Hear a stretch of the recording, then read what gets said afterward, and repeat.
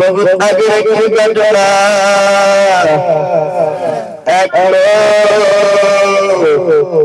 जन्मेर आगे থেকে যখন তার সন্তানকে তিনি ছোট কালায় বলে গেল, হে বাবা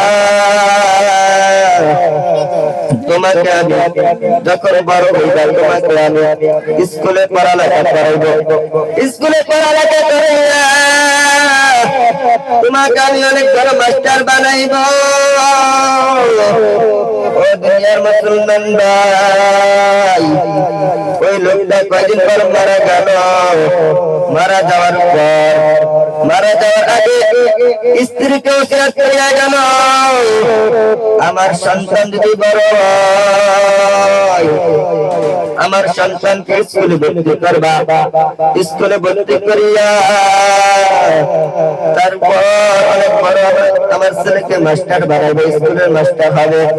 ও দুনিয়ার মুসলমান ভাই, এই কথা বলিয়া যাওয়ার পর কয়েকদিন পর তিনি মারা যায়। মারা যাওয়ার পর তারপর ওই ছেলে অনেক বড় হয়, বড় হওয়ার পর তার নিজের মা স্কুলে তাকে ভর্তি করিয়া দিয়ে আসে। স্কুলে মাস্টারকে বলে, স্কুলে মাস্টার সাহেব আমার স্বামী মরার আগে ওসিয়ত করিয়া গেছে তাকে স্কুলে পড়ালেখা করাইয়া অনেক বড় স্কুলে মাস্টার বানাইবে, স্যার অনেক ভালো করে পড়ালেখা করে। ও দুনিয়ার মুসলমান ভাই, ওই ছেলে পড়ালেখা করে অনেক বড় হয়ে যায়। এবার মেট্রিক পরীক্ষার সময় আসিয়া পড়ে, মেট্রিক পরীক্ষার সময় স্যারে ওই ছেলের নাম ছিল আব্দুল করিম। আব্দুল করিমকে ডাক দিলে, আব্দুল করিম তুমি এদিকে আসো, কালকে পরীক্ষা, কাল সকালে তুমি যদি পরীক্ষার ফর্ম তুমি ফর্মে যদি টাকা না দিতে পারো তাহলে তোমার পরীক্ষা হবে না। ও দুনিয়ার মুসলমান ভাই, ও আমার কথার মা বন্ধুর করি বলতে চাই, খেলটা শুনবে। ওই স্কুলের মাস্টার বলার পর ওই আব্দুল করিম টেনশনে পড়িয়া যায় যে আমার তো বাবা নাই, আমার তো কেউ টাকা পয়সা কামাই করার কেউ নাই, আমি কালকে কিভাবে স্কুলে ওই পরীক্ষার ফর্মের টাকা দিব? ফর্মের টাকা লাগবে 1200, আমার মা তো অন্যের বাড়িতে কাজ করে,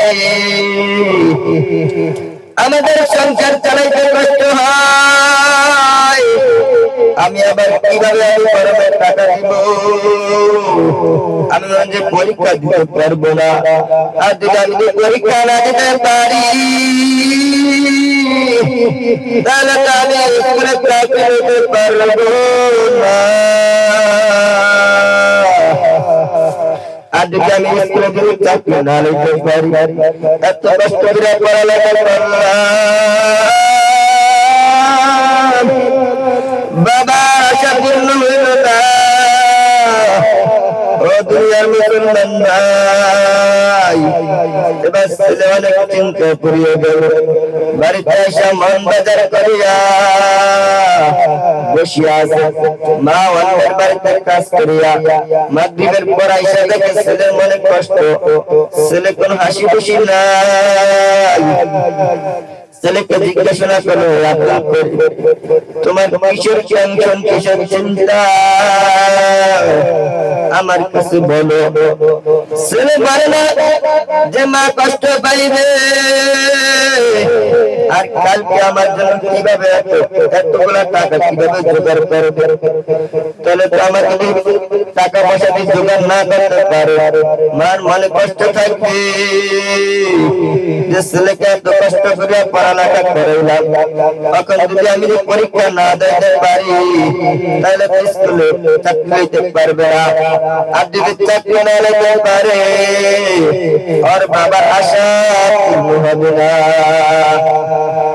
ছেলে বলে না, মাকে বলে না, মা বলল হে বাবা তুমি কিন্তু আমার পেটে জন্ম হয়েছো, আমি বলতে পারি তোমার টেনশন আছে, তোমার ভিতরের একটা চিন্তা আছে। ছেলে বলল মা কালকে স্কুলে পরীক্ষা, যদি স্কুলে পরীক্ষা দিলে যদি গরম যদি না টাকা গরমের টাকা যদি না দিতে পারি তাহলে তো আমার পরীক্ষা সারে লইবে না, আর যদি পরীক্ষা দিতে না দিতে পারি তাহলে তো আমার স্কুলে কোনো চাকরি হবে না। ও দুনিয়ার মুসলমান ভাই, এবার মা বলল তুমি কোনো টেনশন করে না, তোমাকে আমি কাল সকালবেলা তোমার কর্মের টাকা আমি জোগাড় করিয়া দিব। ছেলে খুশি হয়ে গেল। এবার রাত্রে যাওয়ার পর যখন সকাল হয় ছেলে মাকে বলে মা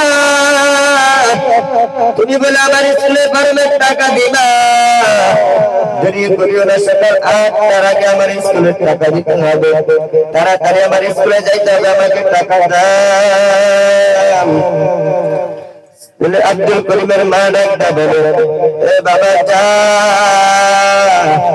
ওই চৌকির তলে দেখি একটা ব্যাংক আছে, ব্যাংকটা নিয়ে আস। তখন ব্যাংক আনার পর ব্যাংকটা ভাঙার পর দেখে ব্যাংকে 1400 টাকা আছে। তখন ছেলে বলে না আমার টাকা লাগে 1200, এখানে তো আছে 1400। বলে স্কুলে ফরম হয়ে 1200 আছে, 200 টাকা খাবি। ও দুনিয়ার মুসলমান, আব্দুল করিম ডাকতে বলে মা তুমি অন্যের বাড়িতে কাজ করো, আমাদের সংসার চালাতে কষ্ট হয়, তুমি আবার কিভাবে এই টাকা জোগাড় করলা, এই টাকা তুমি পাইলা কোথায়? মা ডাকতে বলে আব্দুল করিম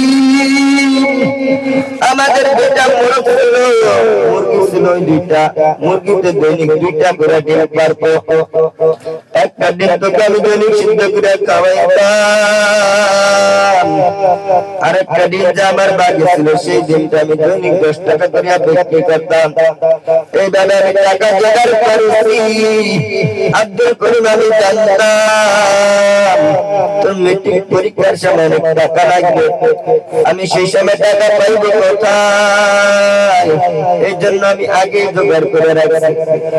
ছেলে ভর্তি পাইয়া স্কুলে চলে গেল, টাকা নিয়ে স্কুলে চলে গেল, সবার আগে আগে স্কুলে ফরমের টাকা দিয়ে দিল। স্যারে চিন্তা করলো যে ওর তো বাবা নাই, ওর মা তো অন্য বাড়িতে কাজ করি, এত টাকা পাইলো কোথায় একসাথে? ও দুনিয়ার মুসলমান ভাই, পরীক্ষা দেওয়া হলো, পরীক্ষা দেওয়ার পর তখন রেজাল্ট দেওয়ার পর রেজাল্ট জানায়, রেজাল্ট জানার পর দেখলো যে আব্দুল করিম পুরা স্কুলে ভিতরে 1 নাম্বার হয়ে গেল। ও দুনিয়ার মুসলমান, সবার চেয়ে বেশি 3 নাম্বার পাইছে। নাম্বার পাওয়ার পর স্কুলের মাস্টার তাকে ডাক দিল, হে আব্দুল করিম তুমি তো স্কুলের ভিতরে সবার আগে আছো, এক হইছো তুমি, তুমি এখন কি করবা? বলে ও স্যার আমার বাবা তো আমাকে ছোটবেলা বলছে আমাকে স্কুলে একজন মাস্টার বানাইবে, স্যার আমার স্কুলে চাকরি করা দরকার, আমি আমার বাবার আশা পূর্ণ করবো। তখন স্যারে বলল তোমার স্কুলের চাকরি আমি দিব, তবে একটা শর্ত আছে। বলে কি শর্ত? আমি সব শর্ত মানতে রাজি। বলে আমার মেয়েকে তোমার বিবাহ করতে হবে, যদি আমার মেয়েকে তুমি বিবাহ করো তাহলে আমি তোমাকে স্কুলের চাকরি দিব। ও দুনিয়ার মুসলমান ভাই, আব্দুল করিম বলল স্যার আমি আপনার মেয়েকে বিবাহ করতে রাজি, তবে আমাকে স্কুলের চাকরি দিতে হবে। তখন আব্দুল করিম একটা দরজা মাকে বলে মা আমি স্কুলের ভিতরে 1 নাম্বার হয়েছি, আমাকে স্যার বলতে স্কুলের চাকরি দিবে। তখন আব্দুল করিমের মা বলে আলহামদুলিল্লাহ তখন আব্দুল করিম বলে একটা শর্ত আছে, তাহলে আমি স্কুলের চাকরি পাইব। বলে কি শর্ত? বলে স্কুলের মাস্টারের মেয়েকে আমার বিবাহ করতে হবে। তখন আব্দুল করিমের মা বলে না না, ওই স্কুলের মাস্টারের মেয়েকে তোমার বিবাহ করতে আমি দিব না, বিবাহ করা যাইবে না। বলবে না, কিসের জন্য তুমি আমাকে স্কুলের মাস্টারের মেয়েকে বিবাহ করতে দিবে না? বলে বাবা, ছোটবেলা আমি অন্যের বাড়িতে কাজ করে তোকে এতবার বানাইলাম, আমি নিয়াত করছি একটা গরিবের মেয়ে তোকে বিবাহ করাইব, যে আমাকে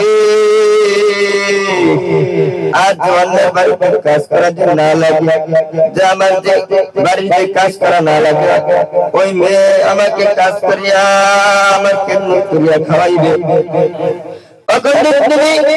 স্কুলে মাস্টারের মেয়েকে বিবাহ করো, তিনি তো বড় লোকের মাইয়া, তিনি তো আমাদের এই গরিব গরিব ঘরে থাকবে না, তিনি তো আমার খেদমত করবে না, বাড়ির রান্না বান্না করবে না। আব্দুল করিম স্কুলে চাকরি লাগবে না, তোর স্কুলের মেয়েকে, স্কুলের মাস্টারের মেয়েকে বিবাহ করা লাগবে না। আব্দুল করিম কথা না শুনিয়া বলল না না, আমি স্কুলের মেয়েকে, স্কুলের মাস্টারের মেয়েকে বিবাহ করবো, স্কুলে চাকরি নিব। মার কথা না শুনিয়া আব্দুল করিম নিজে যায় স্কুলের মাস্টারের মেয়েকে বিবাহ করিয়া বাড়িতে নিয়ে আসি। বাড়িতে আসার পর একদিন, দুদিন, 3 দিন ভালো মতো যায়। 3 দিন হওয়ার পর আব্দুল করিমকে ডাকতে বলে, স্বামী আমি তোমাদের বাড়িতে থাকবো না। বলে কিসের জন্য মা? কিসের জন্য স্ত্রী তুমি আমাদের বাড়িতে থাকবে না? বলে তোমার মা অনেক বুড়ো হয়ে গেছে, আমি তোমার মায়ের সাথে থাকতে পারবো না, তোমাদের বাড়ির সব রান্না বাড়া আমার করা লাগে, সব কাজ আমার করা লাগে, আমি কাজ করতে পারবো না, আর এই বুড়ো মহিলার সাথে আমি থাকতে পারবো না। যদি আমাকে যে অন্য বাড়িতে দাও, আমাকে ভিন্ন করা দিতে হবে। ও দুনিয়ার মুসলমান ভাই, স্ত্রীর কথা শুনিয়া আব্দুল করিম মাকে ধরে ধরে এমন পিটান পিটায়, বলে মা তুমি এই বাড়িতে চলিয়া যাও, তুমি আর এই বাড়িতে থাকতে পারবা না। ও দুনিয়ার মুসলমান ভাই, মা অনেক কষ্ট পাইয়া এই বাড়ি ছাড়িয়া অন্য মানুষের অন্যের ঘরে চলিয়া যায়, অন্যের বাড়িতে কাজ করে আর তাদের বাড়িতেই থাকে। আব্দুল করিমের মা আল্লাহ তাআলা কাছে বলে, আল্লাহ অনেক আগে আমার স্বামী বিদায় নিয়ে চলে গেছে, ছোট কাল থেকে আমি এত বড় বানাইলাম, লালিত বাড়িতে এত বড় বানাইলাম, আশা করেছিলাম যে আমার ছেলে বিবাহ করিয়া আমাকে আর এই কাজ করা লাগবে না। আল্লাহ আমার আশা তো পূর্ণ হইল না। আল্লাহ আল্লাহ তুমি ওকে আল্লাহ করো, বিপদ আপদ দিও না, আল্লাহ ওকে সুখে রাখো। আল্লাহ আমাকে যে এত কষ্ট দিল, আল্লাহ আপনি ওকে কোনো কষ্ট দিন না। ও দুনিয়ার মুসলমান ভাই, মাকে এত পিটানের পরে মা কোনো তাকে বদয়া করলো না। ও দুনিয়ার মুসলমান, আমরা আজকে সেই মাকে মর্যাদা দিতে পারি না, আজকে আমরা সেই মার কথা শুনি না, আজকে আমরা সেই মাকে আমরা আজকে দেখা যায় মহব্বত করতে পারি না। আজকে দেখা যায় কি জন্য মাকে রাগাই, মাকে আমরা কষ্ট দেই। ও দুনিয়ার মুসলমান ভাই, অনেকদিন যাওয়ার পর, 1-2 বছর যাওয়ার পর ওই আব্দুল করিমের একটা সন্তান হয়। সন্তান হওয়ার পর তিনি স্কুলে চাকরি করেন। একদিন স্কুলে মিটিং ছিল, স্কুলে মিটিং হওয়ার পর তিনি আসতে একটু দেরি হয়ে যাওয়ার রাত্র হয়ে যায়।